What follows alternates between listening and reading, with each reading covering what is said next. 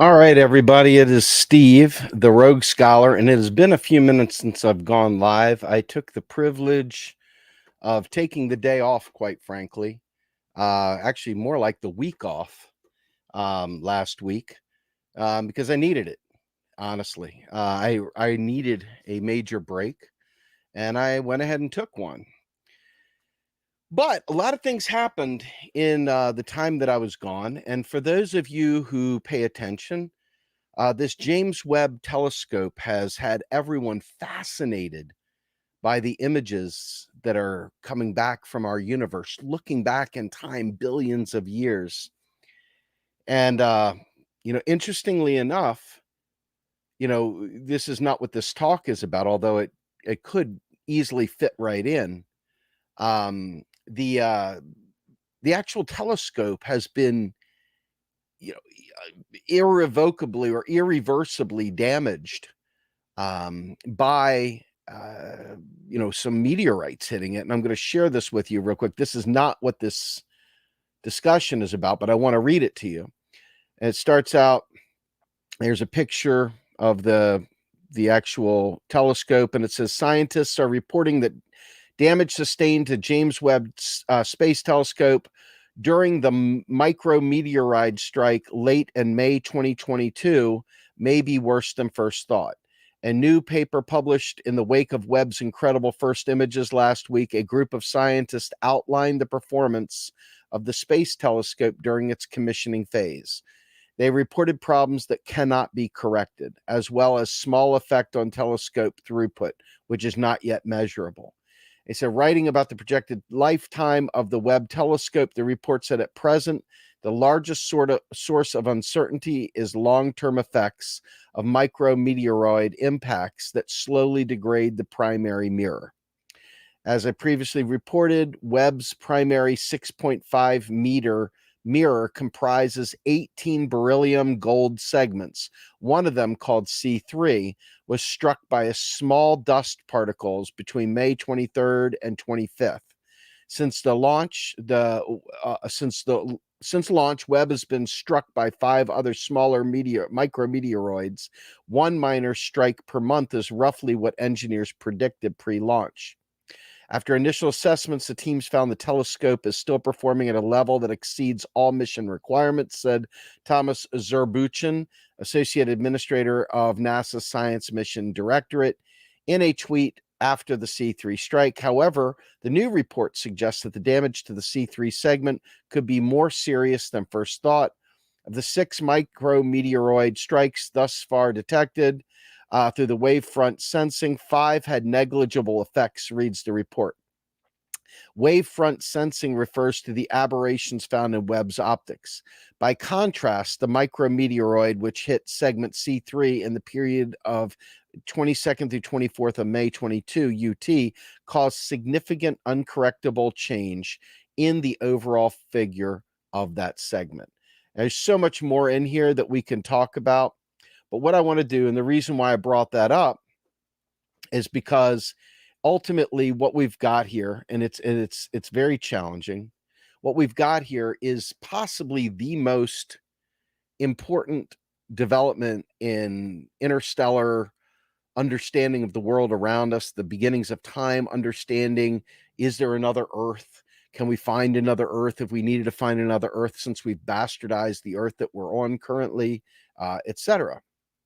And so ultimately, the real question comes down to how in the world we came up. I think it was somewhere in the neighborhood of $11 billion to even create this one telescope. $11 billion. And you think to yourself, well, in the proverbial sense, that's a drop in the bucket. Okay. But imagine what we are expecting to do with this James Webb Telescope. What is it that we're expecting to get out of it? Just a bunch of pictures? No.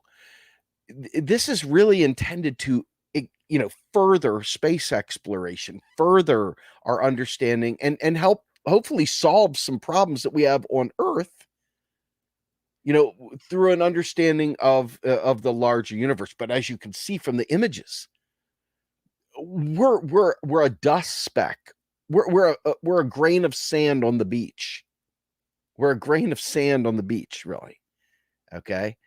And this $11 billion satellite, this, slash telescope, took every brain that we had and then some. They partnered with SpaceX, of course. And this public-private partnership is there, giving once again credit to someone like Elon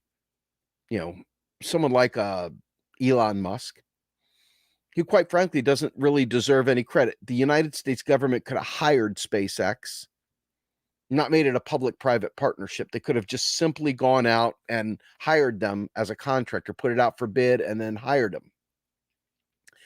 What I think is really damning on this is that we have existential problems going on right here, right now. And the standard response we get to from most people, I should say, when we talk about, such an enormous expenditure, is where are we going to find the money? And somebody up there said, nice, we're going to talk about something other than budgets. Poor guy. I'm going to put you up there, Jonathan. He's like, nice. I thought this would be about infinite budgets and glad for a cosmic topic. Well, it's a cosmic topic with a economic component. But obviously this thing that we've invested huge amounts of money into, relatively speaking, is now damaged. And goals and objectives for such an incredibly important investment in our futures, in our exact I don't even know what you want to call it, in our trajectory for where we go from here, right? We're standing here like dumbasses with our thumb up our ass, literally trying to figure out where we can find the money for the most basic things. In fact, I watched I was like just binge watching any and every documentary I could find on this James Webb Telescope. It was like the single most important thing I had seen in like forever. And one of the astronauts, who is paid to be an astronaut, paid to be an economist, paid to be an astronaut, sat there in this documentary talking about how, yes, the price tag is extremely high, but really, when you think about it across all of us, it's really less than like a cup of coffee a day and blah, blah, blah. I'm thinking to myself, you just launched possibly the most important telescope into orbit so that we can learn about the beginnings of time and see the universe, the real universe, that create more than the known universe, create the even more known universe, right? And they're sitting there worried about pieces of paper. They're worried about money. They're worried about cost. Now, I don't know if this is NASA not understanding or NASA dealing with budgets because that's the way our politicians deal with it. I don't know if it's because of this neoliberal approach that puts the emphasis on the private sector to invest in projects like this. I don't know. I genuinely don't know. But I do know this. What a great opportunity for all of us to show what is absolutely possible in the world around us, to show what we can do with our sovereign currency. Because each exploration, each mission that we do, feeding off the information we get from the James Webb Telescope, is going to cost money that you never even thought possible. It's going to be an astronomical, there we go. It's going to be an astronomical cosmic budget, right? And how do you figure that we're going to be able to wrap our brains around spending billions? I mean, you still have people sitting there talking about where do we find this money to give Ukraine help? I mean, people are still trying to figure out how to answer the question of where you're going to pay, how you're going to pay for it. And to me, at this moment in time, what could be more important than shattering the myth that we can't afford to do these things? using something that's got everyone's attention right now. Everyone is looking at this. I mean, you've got these random people showing constant pictures that have come from this James Webb Telescope. Constant people. Everyone's focused on it. Is this not the exact opportunity to expose how we fund things and to get it out there so that we can do great things? I mean, imagine, I'm envisioning us sitting on this earth, looking up at the sky and going, oh, but if we could just do this. Well, we can obviously do it. We've proven the technology. We have the minds to create the technology. We have the systems to understand the astrophysicists, equations, and that can make all these great leaps into the future. We've got all of it.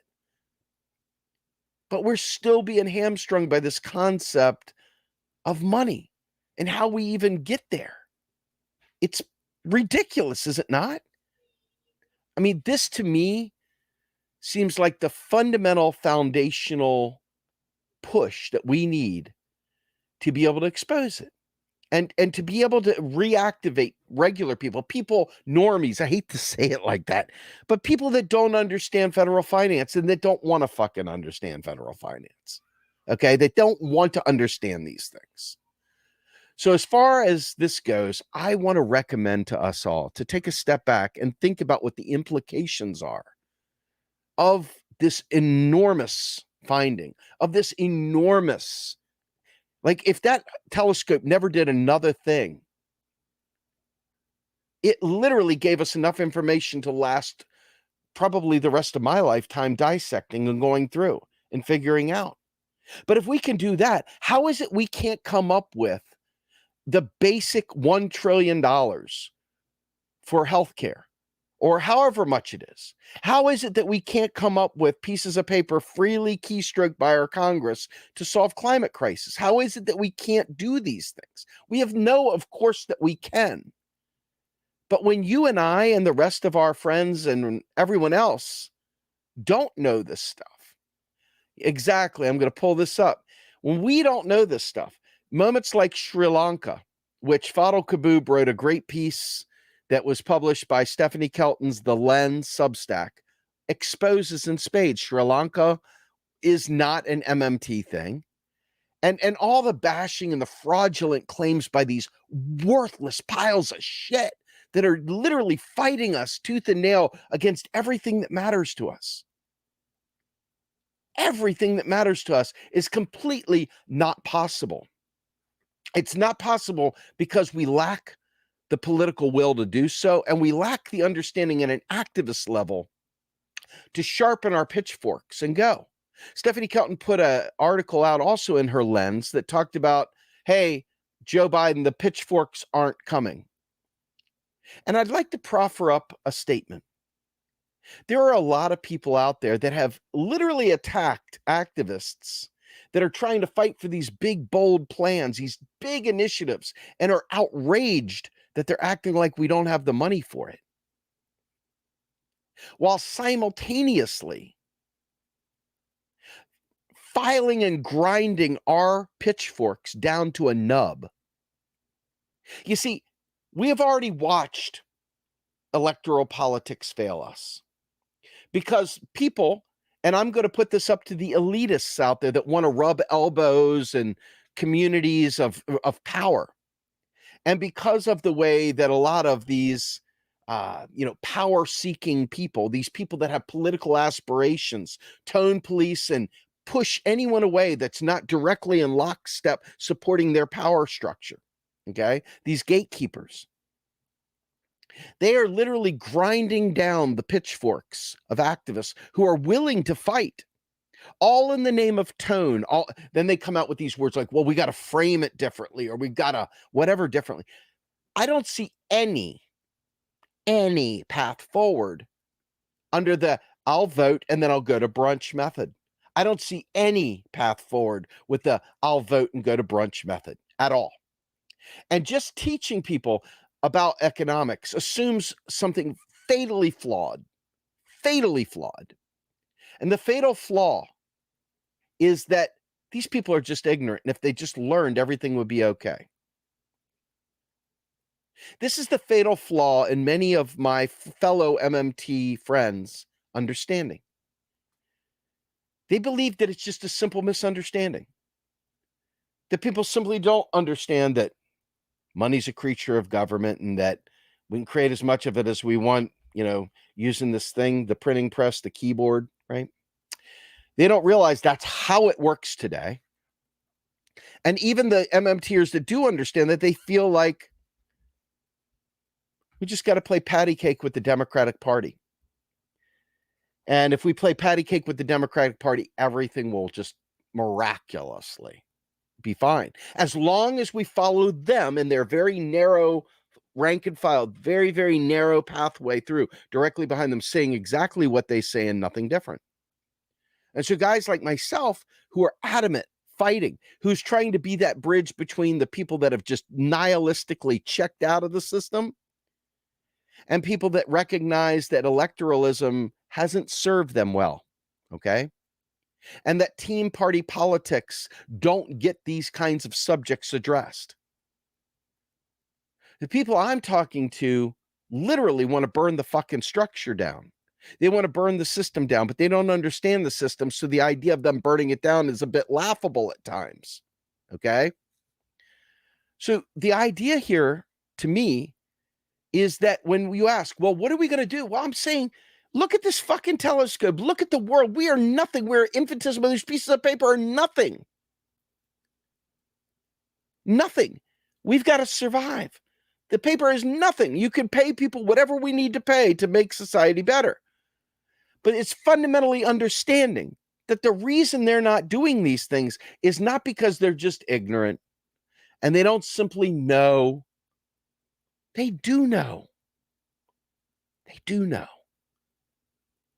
But neoliberal people riding in the catbird seat in all these positions of power also know that you don't know and that you're not willing to sharpen your pitchfork because you're too busy letting the gatekeepers, because you want to curry favor, you want to get your clout chasing, you want to bond with the bigs because you think somehow or another, suckling at their teat, living in their womb, holding on to them and spooning them, and somehow or another stroking them and making them feel all important. You think that somehow or another, ignoring your most important base needs like fixing your teeth and getting your heart fixed and taking care of your family and making sure you have health care, making sure we have a Green New Deal. They think that by you doing that, somehow or another, you've gone rogue, you're a renegade, and that you're no longer under the same purpose, that you're not fighting for the same thing. Well, I'm here to tell you, when I read Stephanie Kelton's paper about the pitchforks aren't coming, it made me realize how many gatekeepers and how many pitchfork grinders we're surrounded by. And this little soiree of people that aren't really willing to die for a cause or really willing to fight in a way that really captures the pain and suffering of people that have exposed nerves in their rotten teeth. When that's too much to talk about, when the guy with the hurt tooth is the bad guy, and not the people living La Vida Loco who are acting like the guy with the bum tooth is the bad guy. Something's fucked up, right? Something's fucked up, that the people that are doing well are the barometer by which we judge the emergency of the situation, as opposed to the suffering. And many people act like it's just the way it is. There is no alternative. We have to let them suffer regardless. Each mission that we would do to outer space, if conducted as a public purpose entity, as opposed to a public-private partnership or whatever, each one of these things is going to be insanely expensive in both paper and resource and expertise. Every one of them. Every one of them is going to require significant investments that we currently aren't making yet today. So where will the money come from to do those vast, crazy experiments? Where will that money come from? Will it come from private investment because they've trying to tear away the idea of public money? Or will it come from public purpose spending from our currency issuing federal government? This is the divide between neoliberalism and real honest to God, citizen driven government. They're looking to turn this beautiful thing, this incredible telescope, into another market. Hey, here's a great opportunity to grow markets, to create more profit centers, to create more private sector wealth. And by wealth, I'm not talking about spread amongst the people. I'm talking about a select group or two, like an Elon Musk or a Jeff Bezos. Okay. We have enough money. And just to say the term "we have enough money" is a lie on its face. We create money. We have no money. We don't not have money. We create money. We're like a blue star giving birth to other baby stars. That's what the federal government is with its currency issuing power. But yet we allow these gatekeepers and these tone policers and these party sycophants and these power people, these people that want power and are willing to eliminate progressives and activists from various spaces and literally steal away any platform or positioning they have in the name of controlling the message, in the name of controlling our own political aspirations, in the name of recentering and refocusing the power dynamic on us. Now, most people are not geared up to fight a 24/7 political campaign to defend their honor and defend their name and to defend their work, etc. But for those who are very privileged and have wealth backing them, they can literally unleash an onslaught, whether it be bad press, like the right wing has been doing with MMT with the Sri Lanka stuff, or worse, they can privately create an atmosphere behind the scenes where they tell two friends and so on within their community to ignore certain groups, certain activists, certain people speaking in a way that's more bold than they want spoken. And so in this protective environment, this protective cocoon, where these folks seeking political power, there is a deafening silence as the suffering of people that are literally fighting day in and day out to bring this stuff to fruition struggle to even get a word out. Like, I literally took last week off because I was so disgusted with the drama that exists inside of activism. It's grotesque to me. You have this huge mission, this fucking important mission to save our lives, to save our planet, to make it habitable, to save the animals. And if you think about mass extinctions and asteroids hitting the earth and the die-off and the ash and the rebirth and so forth, we've had a bunch of extinctions throughout history. We've had a bunch of extinctions. It's like we almost pretend like it's not possible again. It's like we can't fathom that another mass extinction could happen. And that the images and all the information, all the chemical information. I mean, I was watching this thing on the solar probe, this solar satellite, basically, solar probe floating within the atmosphere of the sun. Really beginning to understand the way the energy works within the sun. And in the end, the fact of the matter is, we've got so much information to provide us with the necessary steps to save ourselves from extinction. And yet we are still being cock-blocked by corporate interests, gatekeepers, the false scarcity narrative, etc. One doesn't need to look far to see people like Jason Furman and this guy Wolfers, who wrote in the Washington Post a shit attack on MMT and so forth,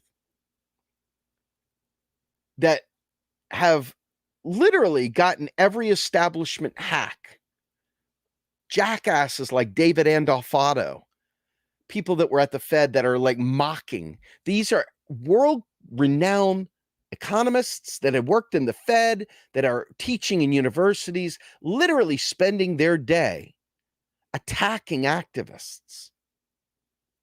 Not punching up at the politicians, not punching up at the gatekeepers, not punching that, but literally attacking the little people that are fighting for their existence.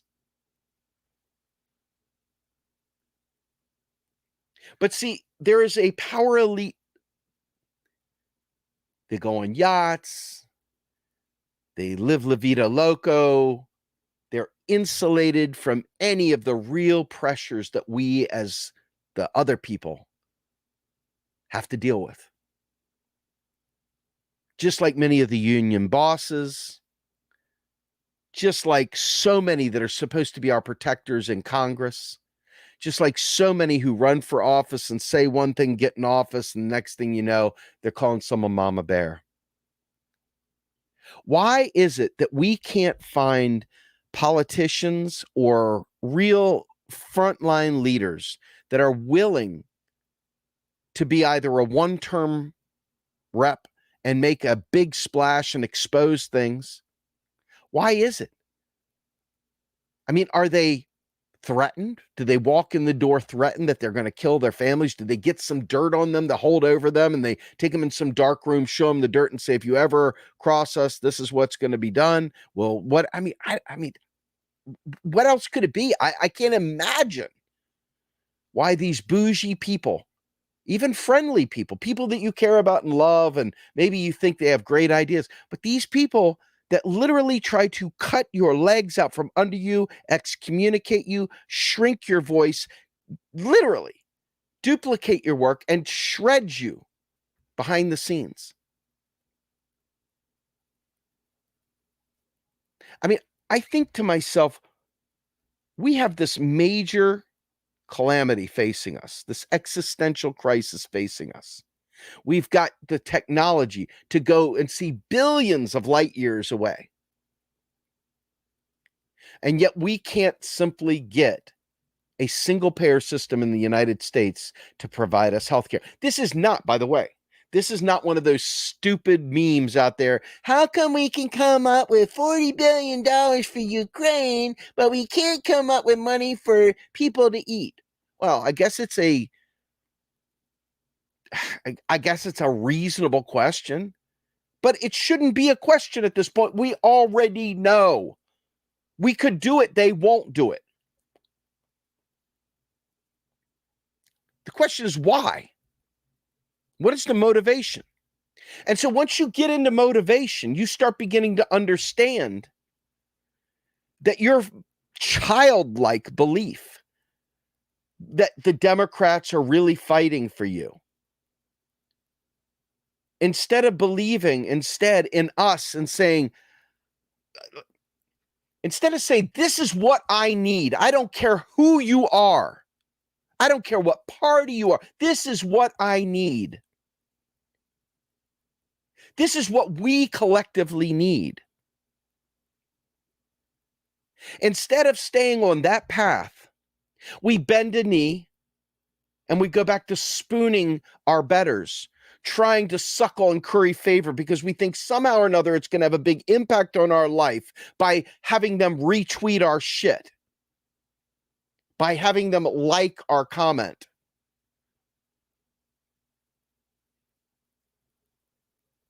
All the while, all the energy is being sucked away from uniting people against this fundamental bullshit, this theater that we think that somehow or another we're going to change by pretending they just don't know the answer.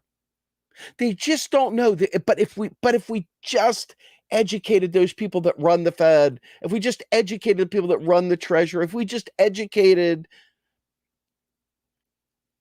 just like any revolutionary, when you understand that anytime you make an action, there's always someone waiting to take back your gains, whether it be in the union, wherever it is. There's always a counter-revolutionary force waiting to knock you down.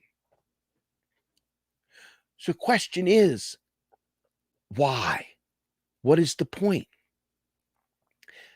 I have a sneaking suspicion, and I take this from Howard Zinn. I don't believe the government was ever put there the way it is to represent we the people. It was always there to protect wealthy landowners, private property. It was always that. And every layer of institution that's piled on top of it has been there to reinforce that protection of private property and capital and the wealth. From the dawn of this nation, which we came into the door, stole the land, killed the Indians, killed the indigenous people, killed everyone, imprisoned people, jailed them, etc. We have had one goal, and that's our government's goal, to protect the wealthy in this community, because they are the only real citizens. Every one of us is a neo-colonial serf. We are somehow or another colonized in the mind, colonized in our property, colonized in our work, colonized in every fashion. And as Fadl Kaboom says, you can't decarbonize till you decolonize. Okay? Well, we are absolutely believing this fake narrative that they're there to protect us, that they're there to do for us. And you believe it without any evidence to the belief that they're actually doing this. Remember Nancy Pelosi's green dream as opposed to the Green New Deal? And Biden saying flat out, I'm not a socialist, blah, blah, blah, and I don't believe in a Green New Deal. I'm for Build Back Better. And he came up with this hodgepodge of bullshit. That's not to say everything in the Build Back Better was horrible. I want to be clear. But it wasn't great, and it was very, very typical. And Biden had already said nothing will fundamentally change, and he meant it. It wasn't like some slogan. He was literally telling them that. And so the fake belief, somebody said, I think it was Ro Khanna, recently just came out, and Jordan Chariton and the gang covered this. But Ro Khanna came out and said basically, Biden cannot be beat in a primary challenge. He's not wrong. Biden can't be beat in a primary challenge. But we have to always revisit history to explain why. Why, I don't know. But these gatekeepers keep facilitating this myth that somehow or another the Democrats are really where we can get some things done. Okay? And the absence of anything else, it's electorally all we have. Electorally. Seriously, I've done the third party game. Please don't fuck with my intelligence. The Greens have been around forever and have done absolutely none yet. And that same goes, and when I say none yet, I'm not worried about the electoral part of it as much. I'm worried about they haven't even organized, they haven't even built up a case for being with them other than we're not Democrats. So we're in this weird thing. So to me, the only path forward, because I don't believe you can elect your way to the power dynamic within the party structures. I believe they've got enough barriers there to block it, short of us being ungovernable and making them, forcing them, taking it seriously like the Sri Lankans are. But we won't do that because there's gatekeepers busy filing down the pitchforks telling us, oh, no. They're just trolls. They're just trolls. Believe me, Joe Biden's got a plan. Joe Biden's got a plan. The squad has a plan. Show me the plan. Show me, there's been so many great bills that we've had on the Macro and Cheese show. We've talked about the e-cash bill. We've talked about the ABC bill. We've talked about all these various things. We've talked about a Green New Deal. We've talked about job guarantee. We've talked about these things, but there's no one willing to fight for it. There's no one willing to fight for it. And so a guy like me who sounds like a fucking moron constantly talking about a Green New Deal when there's not a single politician willing to stand up and say, holy Christ, we need a Green New Deal. Short of that, we are it. We, outside of that structure, are it. And we can't get out of our own way because everybody checks out and goes off and does their own fucking thing. That's the deal. That's the punch back at activists. We all fancy ourselves, so important that we just bounce around instead of staying focused, dealing with something, even if it gets tough, even if it's hard, even if it takes time, even if it takes sacrifice. You got to stay on something because you sure as hell will kill it when you just pull out and walk away. Oh, yeah, I'm going to do something else.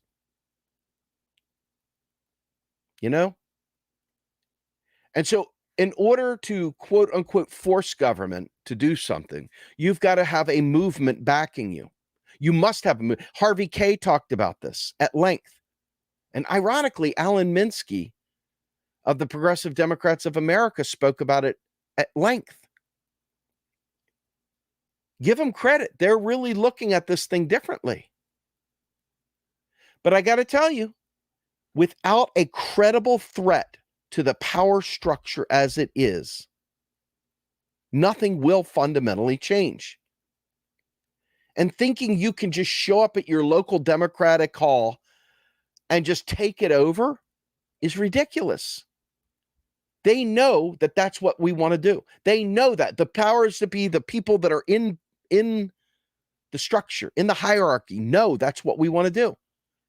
They have got so many bylaws and other gatekeepers and people that are not elected, but literally block any kind of movement from the grassroots, or roll it back in, water it down, and turn it into Build Back Better instead of a Green New Deal. Okay? We are at a point where if you want to see progress, you've got to be willing to organize outside of the parties where they're not going to co-opt you, where they're not going to tell you that you're wrong, where they're not going to sit there and, basically fuck with you. Because ultimately, when you stop their car from getting to work in the morning, when you block traffic and you're out there holding hands in a human chain across a major roadway, when you're willing to use strike tactics like unions do to block entryway into certain things, and you're willing to finally take and pay the price for civil disobedience, that's when you'll see the change happen. But the Democrats aren't going to do that to the Democrats. The Democrats won't even critique Joe Biden. Though poll after poll after poll show that Democrats have no faith in Biden or Kamala.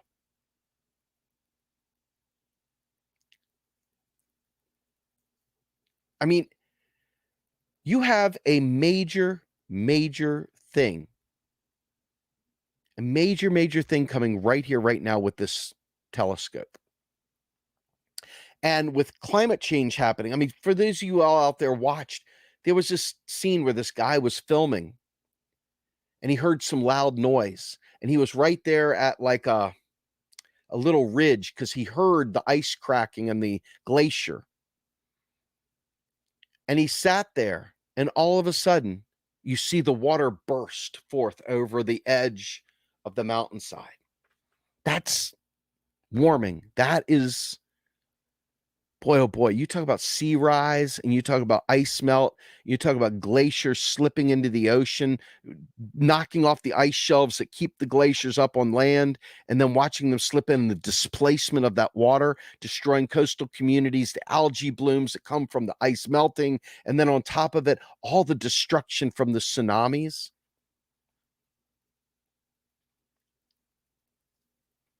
And yes, you're right. Power understands power, and we must form a counterforce that scares the establishment. God, why is, I want to put that up there because I agree with that comment 150%.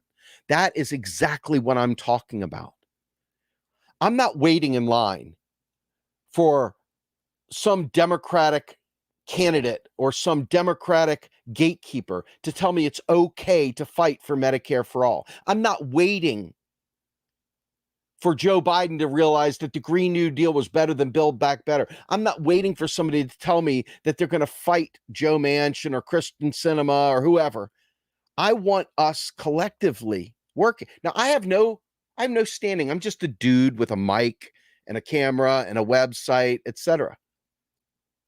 I can only hope that people hear what I'm saying and say, yeah, I hear you loud and clear.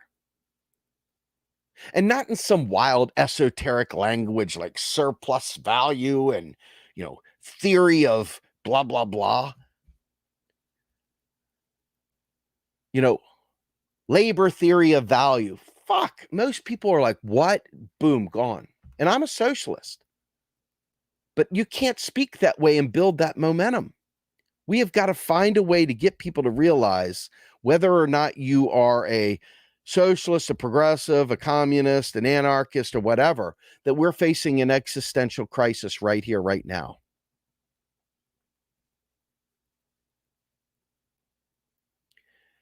And without us uniting together in this truth, lifting each other up, building that up, sharing that around, building common energy, instead of all the energy gets sucked up by people chasing after the headliners, and the headliners are always political creatures. They use very careful language, very scripted speech, very, very gentle, keeping in friendly, relations with the establishment, blah, blah, blah. Instead of coming down and saying, I am going to impact you by fundamentally making you afraid of the pitchfork that I did not dull or grind down. Until we make them realize we are tired of our teeth rotting out of our mouth. Until we make them realize we're tired of fearing for the axe to fall every time there's a change in the economy. Instead of doing any of that, I see people nonstop suckling right into that power dynamic.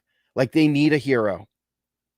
They need a hero, and that hero sadly will march them right back to the establishment and right back into dulling their spear, grinding down their pitchfork, and neutering them.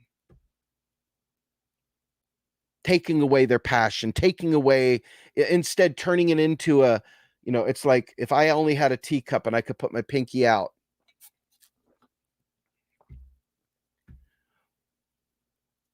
I want to live. And I want my kids to have a future. And I don't know of any way there short of emulating what unions used to do. Taking union tactics and doing what unions do. Taking class struggle unionism to the streets on these very important existential issues. I don't know what else to do aside from that. Other than know that every time I see an establishment boutique person, a gatekeeper, basically telling us, you're all wet behind the ears, mister. You can't organize and occupy Wall Street outside of the Democratic Party. You must re-enter. You must bring people that talk about austerity all the time. You must elect them because the alternative is so much worse. I can't live that way. Maybe you can, but I can't. And I'm tired of dealing with people telling me, yes, there's all these great things. Yes, we're going to have a Green New Deal. Yes, we're going to go for Medicare for all. Yes, yes, yes. Only the minute it gets hard, they roll back in, tuck tail, and support the very oppressors that created the problem in the first place.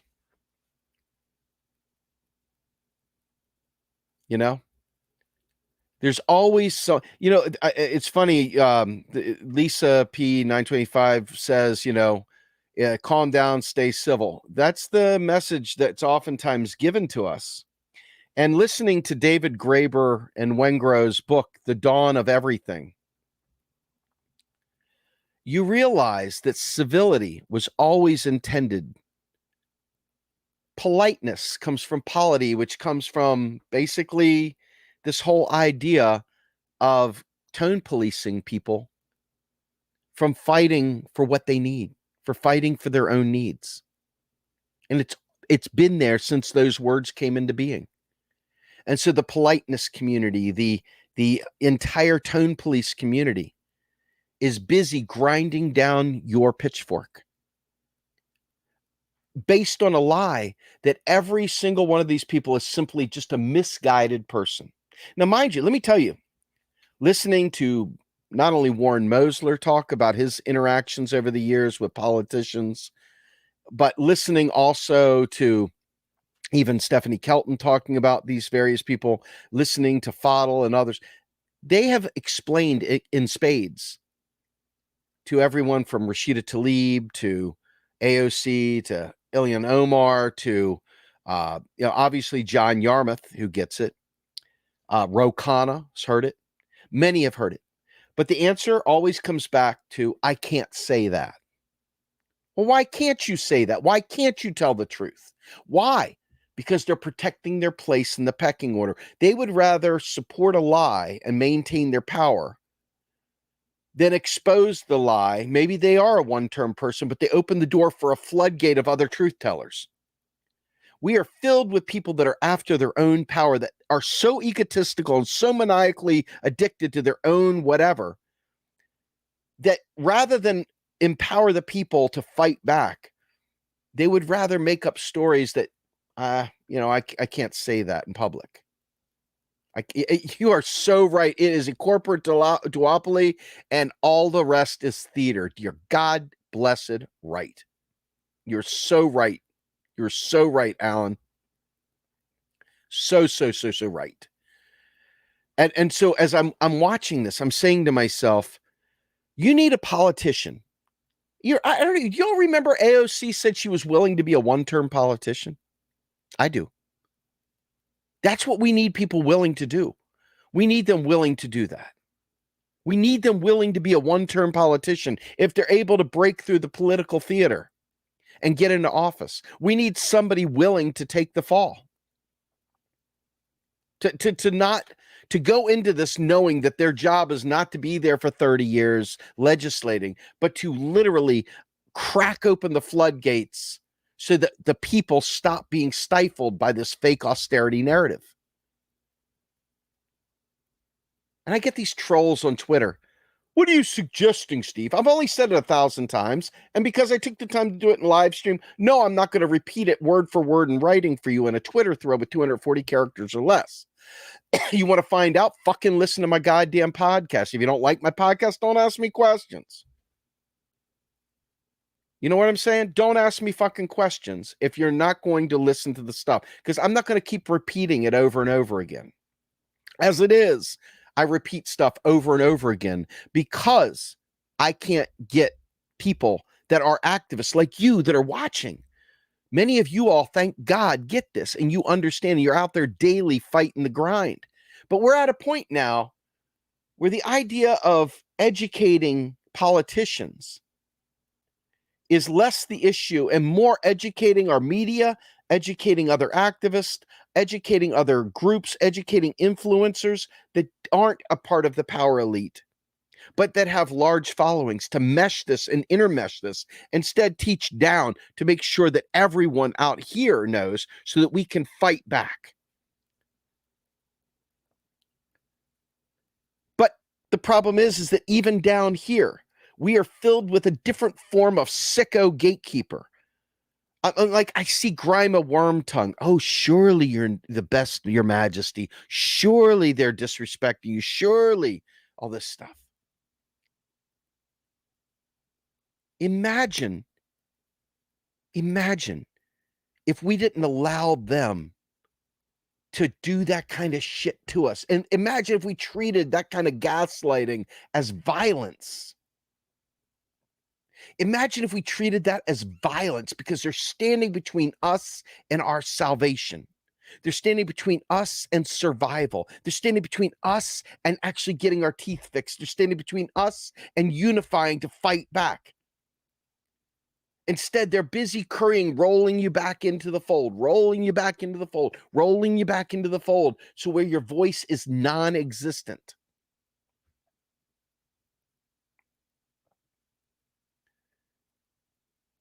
I love the idea of helping other countries recognize their own strength.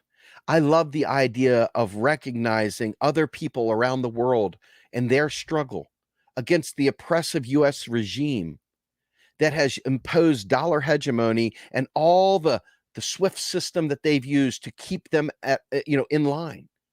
I applaud them when they try to fight back.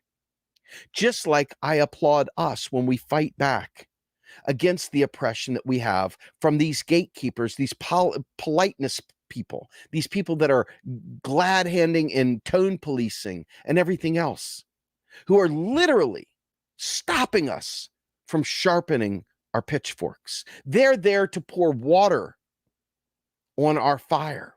They're there to stifle us, to keep us from being serious and fighting back. They keep trying to humanize these people above that are holding us down. They keep trying to make excuses for them and try to pretend like they're okay. They are public servants, whether it's theater or not. And every time someone dies without health care, it's one of these son of a bitches' fault. It's the fault of the low-level people who are clumsily supporting these high-level people and protecting them. How dare you say something bad about my favorite politician? How dare you bash Bernie or bash the squad or bash whoever? How dare you? So, I'm looking at this and I'm saying to myself, if you literally cannot fight back for your life, our lives, without having someone, think about it. AOC, if you're willing to really be a meaningful leader, we're willing to fight back. But the minute you capitulate, you're done. You're gone. Your history. Goodbye. There is no, let's have a balanced thing. They're fucking killing us.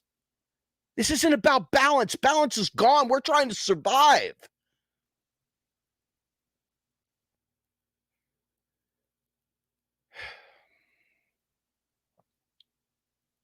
I'm so tired of hearing that's not a very balanced position there. It's a little unhinged. Will you try going to sleep with a nerve exposed in your gaping hole of a tooth as you have swelling in your jaw going up into your ear, causing headaches? You try telling someone that's like that, and that would be me, by the way. Give it a shot. You try telling them, you're just out of line, mister. You need to understand these politicians, they've got a tough job. Well, it's only tough because they're trying to hold on to power. That's the only reason it's tough. The minute they stop trying to retain power, they will become more powerful than, it's like Obi-Wan. I've become more powerful in death than in life.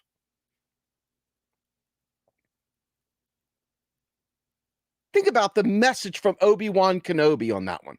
I know it's silly. I know it's Star Wars, but there's a real message there. Sometimes to be strong, you must be willing to pay the price. And it's only a price if you go in there expecting to stay there forever. If your goal is to save people's lives, then your price is that I did what I could to get elected.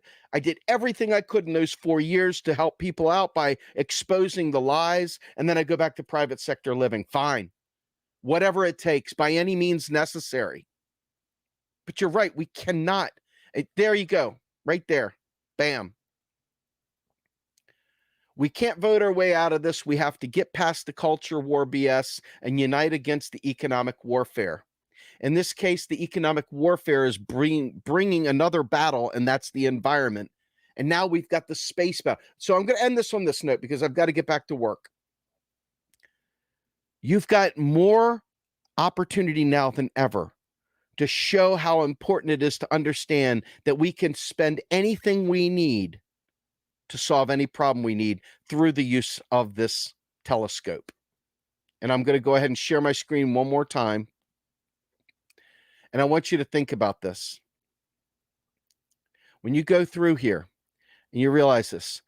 I'm going to put it down here. A $10 billion space telescope that sees in the infrared. Webb launched on Christmas Day 2021 and has since February been orbiting the L2 point about 1 million miles, 1.6 million kilometers from Earth. This is what we're dealing with right here.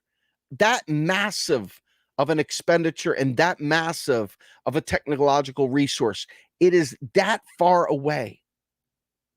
We did that. We achieved that. Humanity did that. And it did that at a price tag. And again, when you've got the astronauts busy saying, hey, no, don't worry about the cost because it's only a cup of coffee. Don't worry, it's really a good investment, blah, blah, blah. You never hear that. I mean, that space telescope was 1/4 the amount of money given to Ukraine last month. That's it. Just to put it in perspective. And look at the benefit we got from just a small 1-year mission. Now, mind you, you got to pay all the salaries of the people monitoring it. You got to do all the other things. But the fact of the matter is, in the end, our survival is dependent on us making regular normies, people that watch Rachel Maddow and people that watch Fox News, not beat them up, but wake them up and shake the structure up so that we can get them to understand we're not your enemy. The austerity is our enemy. And until we fight back and take control, which we won't do, by the way, not to put a damper, but we will not do this as long as people are still looking at these rich people, love them to death, but looking at them and waiting for them to tell us about their sensibilities. As you're sitting there with a gaping hole in your tooth with exposed nerves and say, okay, I'll be patient, dude. You're right. Do that. I'll be patient. You go make hay with the Democratic Party. Not going to get it done. So with that, I'm Steve Grumbine, and I am the Rogue Scholar, and I hope you guys will check out our Macro and Cheese podcast. I am going to be Wednesday and Friday this week, so hopefully I will see you all soon. In the meantime, I'm out of here.